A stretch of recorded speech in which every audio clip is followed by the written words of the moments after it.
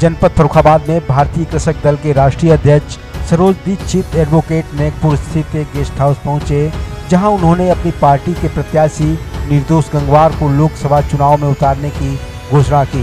इस दौरान उन्होंने विपक्ष पर जमकर निशाना साधा। भारतीय कृषक दल ने लोकसभा चुनाव को लेकर आज फर्रुखाबाद में मां गंगा से आशीर्वाद प्राप्त कर लोकसभा चुनाव 2024 का जो महत्वपूर्ण उत्सव है लोकसभा का चुनाव का, उसमें भागीदारी की है। भारतीय कृषक दल ने फर्रुखाबाद जनपद से पार्टी के पिछड़ा वर्ग के प्रकोष्ठ के अध्यक्ष निर्दोष गंगवार जी को लोकसभा चुनाव में अपना उम्मीदवार बनाया है। किन मुद्दों को लेकर चुनाव लड़ेंगे आप? भारतीय कृषक दल जनता के मुद्दों पर चुनाव लड़ेगा।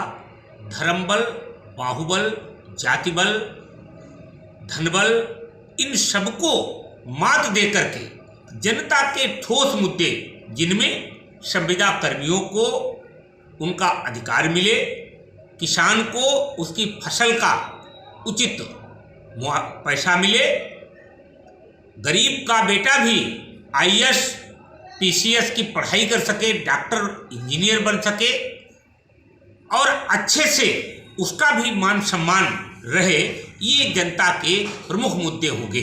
साथ ही मेरा एक और मुद्दा मेरी पार्टी का है कि जब अध्यापक एडेड स्कूल का टीचर एमएलसी बना करके उनका विधान परिषद में जा सकता है, तो हमारी आंगनवाड़ी कार्यकर्ती, आशा बहुएं, रिटायर्ड पेंशन कर्मचारी, रिटायर्ड विभिन्न वर्गों से लोगों को सदन में पहुंचने का अवसर दिया जाए, मौका दिया जाए और इसके लिए कानून में संशोधन किया जाए। इन मांगों को लेकर के भी भारतीय कृषक दल लोकसभा चुनाव में अपनी बात को रखेगा।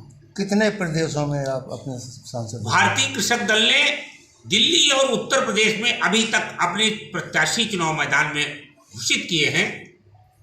भारतीय कृषक दल ने काशी, मथुरा और अयोध्या, लखनऊ, फर्रुखाबाद में कैंडिडेटों की घोषणा कर दी है।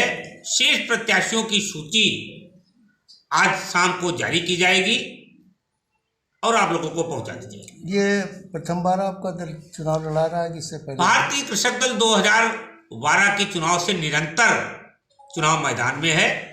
ये किसानों का दल, नौजवानों का दल, महिलाओं का दल निरंतर संघर्षरत है और जनता को उनके मुद्दों की समस्याओं के निदान तक संघर्ष करता है। प्रमुख मुद्दे क्या है?